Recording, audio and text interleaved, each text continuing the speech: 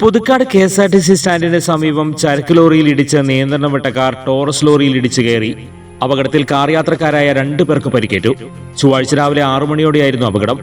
തൃത്താലയിൽ നിന്നും നെടുമ്പാശ്ശേരി എയർപോർട്ടിലേക്ക് പോവുകയായിരുന്ന കാർ സർവീസ് റോഡിൽ നിർത്തിയിട്ടിരുന്ന ചരക്ക് ലോറിയിൽ ഇടിച്ചതിനു ശേഷം നിയന്ത്രണം വിട്ട കാർ ടോറസിൽ ഇടിച്ചു കയറുകയായിരുന്നു. പുതുക്കാട് പോലീസ് സ്ഥലത്തെത്തി.